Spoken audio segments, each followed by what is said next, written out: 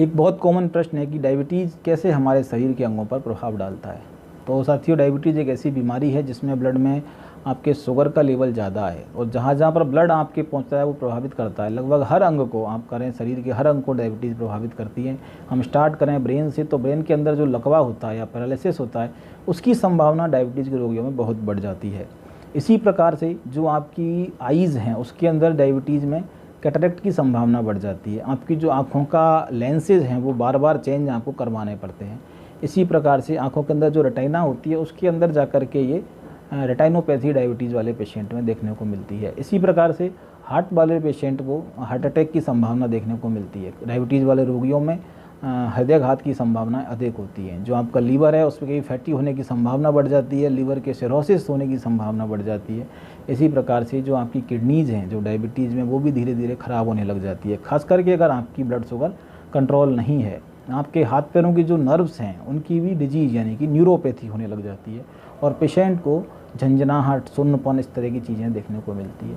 यही झंझनाहट आगे बढ़कर अगर मान लो आपके पैर में चोट लग जाए, शुगर कंट्रोल नहीं हो, तो बड़े छाले का रूप ले सकती है और वो बड़ा छाला इवन आपके पैर को कटवाने तक की नौबत ला सकता है। इसी प्रकार हम देखें दोस्तों, डायबिटीज़ में कई सारे स्किन इन्फेक्शंस बढ़ जाते हैं, यौन इन्फेक्शंस कई सारे बढ़ जाते हैं और बार बार करके पेशाब का इन्फेक्शन होना, बार बार निमोनिया होना, इस तरह की कई बीमारियां आपको डायबिटीज़ के अंदर देखने को मिलती हैं।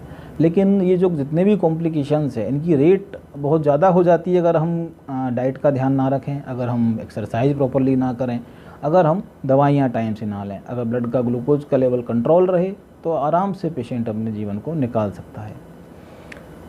अगला प्रश्न है साथियों, इसमें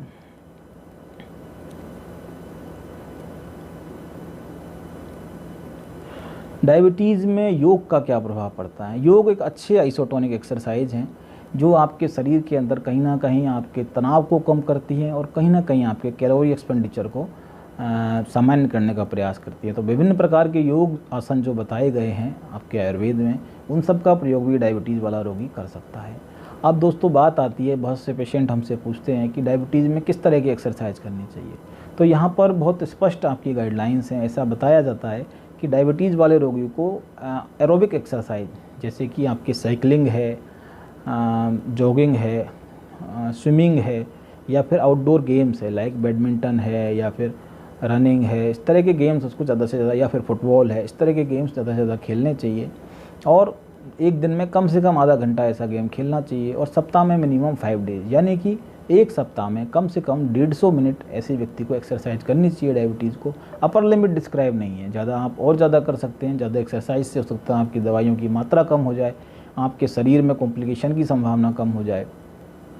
जो व्यक्ति चाहते हैं वो बीच बीच में 7 दिन में 1 या 2 या 3 दिन भी मसल ट्रेनिंग एक्सरसाइज भी कर सकते हैं, उसको भी डायबिटीज़ में लाभप्रद माना गया है। साथियों अगला प्रश्न इसमें आता है, डायबिटीज़ को रोका जा सकता है क्या। ये बहुत ही इंपॉर्टेंट प्रश्न है और आजकल इस पर विशेष फोकस किया जा रहा है। एक प्री डायबिटीज़ नाम की कंडीशन आजकल दोस्तों बताई गई है जिसमें ब्लड का शुगर नॉर्मल से ज़्यादा होता है लेकिन डायबिटीज़ से कम होता है। उस प्री डायबिटीज़ वाली कंडीशन को आप हेल्दी लाइफस्टाइल से, एक्सरसाइज से और कुछ हद तक दवाइयाँ जैसे कि मेटफॉर्मिन हम प्रयोग में लेते हैं, उसके प्रयोग से डायबिटीज़ को 5 साल 10 साल तक के लिए पोस्टपोन किया जा सकता है। तो जो प्री डायबिटीज़ वाले रोगी हैं उनको इस समय विशेष फोकस करने की ज़रूरत है कि आप ज़्यादा से ज़्यादा गेहूं के अलावा दूसरे जो प्रयोग में बोलें और साथ में आप बहुत सारे सलाद का प्रयोग करें, लगातार पैदल चलें, इन चीज़ों का आपको ध्यान रखना है। अब साथियों इसमें जो अगला प्रश्न आपके पास है,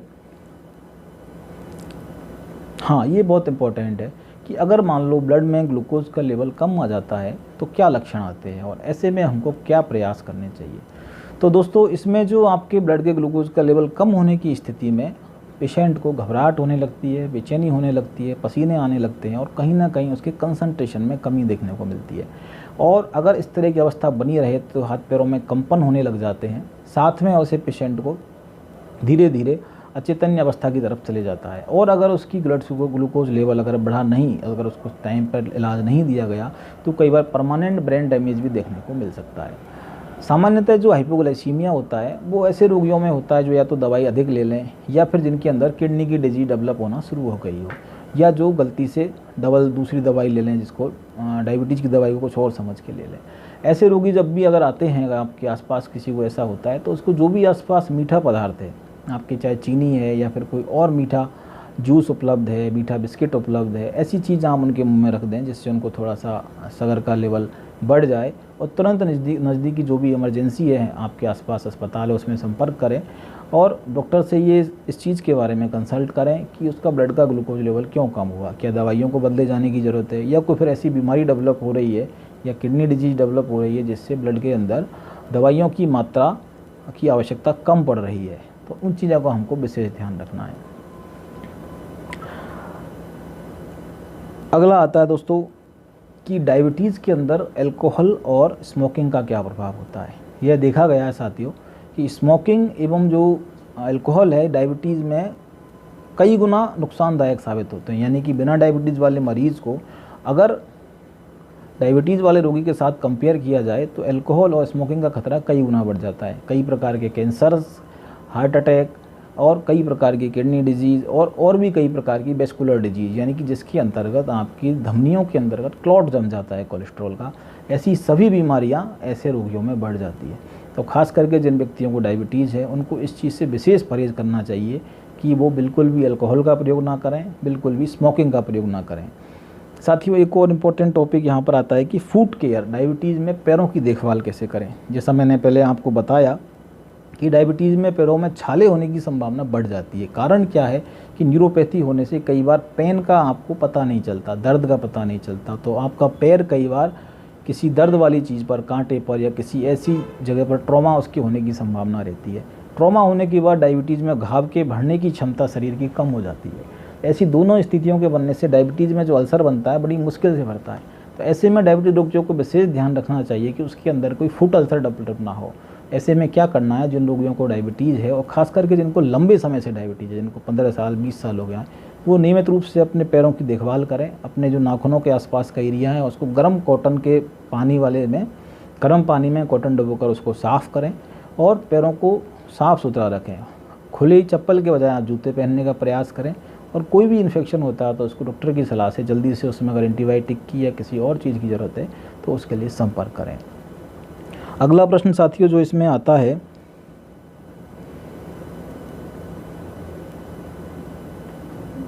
डायबिटीज़ से हमारे शरीर के इम्यूनिटी सिस्टम पर क्या प्रभाव पड़ता है। साथियों अभी कोविड का समय गया, हम सब ने देखा कि डायबिटीज़ वाले रोगियों में जो संभावना थी इन्फेक्शन की वो बहुत ज़्यादा थी एवं निमोनिया होने की संभावना बहुत ज़्यादा थी। इसलिए जो डायबिटीज़ के रोगी हैं और विशेषकर जिनकी उम्र ज़्यादा है उनको हम नियमित रूप से निमोनिया का वैक्सीन लगाने की सलाह देते हैं और इन्फ्लुएंजा और भी कई वैक्सीनेशन की सलाह देते हैं। तो डायबिटीज़ वाले रोगी ज़्यादा प्रोन होते हैं सभी इन्फेक्शंस के लिए, चाहे वो कम्युनिटी में होने वाले इन्फेक्शन हो या हॉस्पिटल में होने वाले इन्फेक्शन हो, वो सभी इन्फेक्शंस डायबिटीज़ के रोगियों में ज़्यादा होते हैं। तो ऐसे में डायबिटीज़ वाले व्यक्तियों को नियमित रूप से जो वैक्सीनेशन है उसको फॉलो करना चाहिए। उसमें खास करके जो इन्फ्लुएंजा का वैक्सीन है और दूसरा जो निमोनिया का वैक्सीन है, इसका हमको लगातार से लगवाना चाहिए।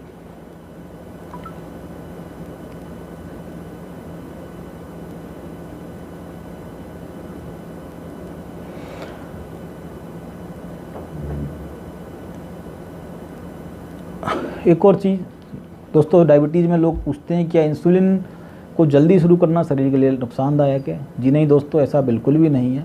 ऐसा देखा गया है कि जब शरीर को इंसुलिन की आवश्यकता होती है तो सबसे बढ़िया टाइम इंसुलिन शुरू करने का होता है और उसके बाद इंसुलिन सबसे बढ़िया असर करता है।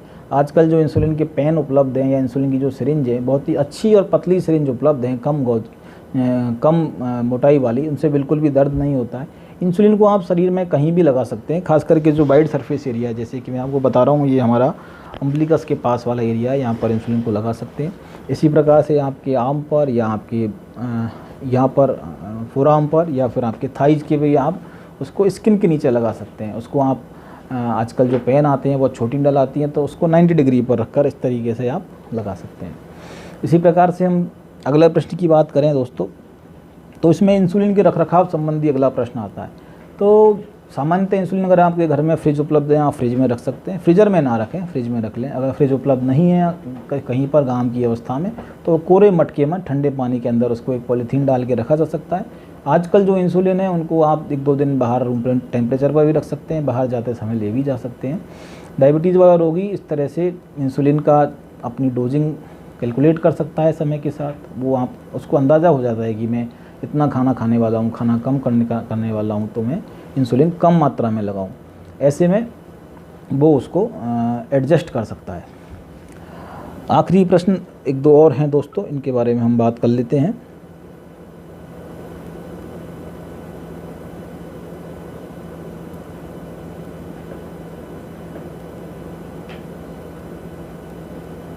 आउटिंग के समय डायबिटीज़ वाले रोगियों को क्या ध्यान में रखना चाहिए? आउटिंग के समय एक तो आपको ऐसी एक्टिविटी नहीं करनी है जिसका आपका शरीर आदी नहीं हो। सपोज़ करें आप रोज़ आधा किलोमीटर भी नहीं चलते और आप घूमने गए और आप लगातार 6 किलोमीटर या 8 किलोमीटर चल रहे हैं, तो उससे आपके शरीर के अंदर ग्लूकोज की संभावना कम होने की बढ़ जाती है। तो आपको अनएकस्टम्ड एक्टिविटी नहीं करनी है, कोई भी ऐसी एक्टिविटी नहीं करनी है जो आपका शरीर उसका आदी ना हो। दूसरा, आपकी डाइट को थोड़ा सा प्रॉपर रखना है, क्योंकि बाहर जाने पर आपके फूड पॉइजनिंग की या वायरल डायरिया की संभावना बढ़ जाती है।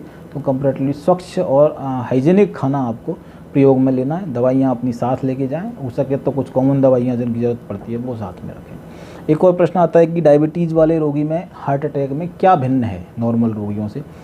तो दोस्तों, जो डायबिटीज़ का रोगी होता है उसके अंदर तंत्रिका तंत्र डिसेंसिटाइज हो जाता है। तो ऐसे में कई बार हार्ट अटैक के बहुत सारे लक्षण जो सामान्य रोगी में आते हैं वो नहीं आते। हो सकता है सिर्फ हल्की सी घबराहट हो, हल्का सा पसीना हो। जो टिपिकल दर्द बहुत तेज़ होता है या बहुत तेज़ पसीने आते हैं वो कई बार डायबिटीज़ के रोगियों में देखने को नहीं मिलता है।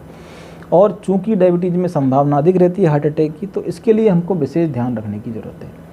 दोस्तों, एक और प्रश्न मेरे पास सामान्यतः आता है कि जो भारत में होने वाली डायबिटीज़ है वो विश्व के अन्य हिस्सों से कैसे अलग है? तो साथियों, जो इंडियन या कहें एशियन सब कॉन्टिनेंट में जो डायबिटीज़ होती है इंडियन सब कॉन्टिनेंट में, वो अर्ली एज पर होती है। और उसमें ये देखा गया है कि उसमें नॉर्मली ओल्ड और जो कंट्रीज़ में 40-50 में होती है, अपने यहाँ पर 20-30 में होती है। और वो थोड़ा सा इंसुलिन रेजिस्टेंस की संभावना इंडियंस में ज़्यादा है। तो हम थोड़े से प्रॉन हैं कंपैरेटिवली डायबिटीज़ होने के लिए। इस चीज़ का हमको ध्यान में रखना है।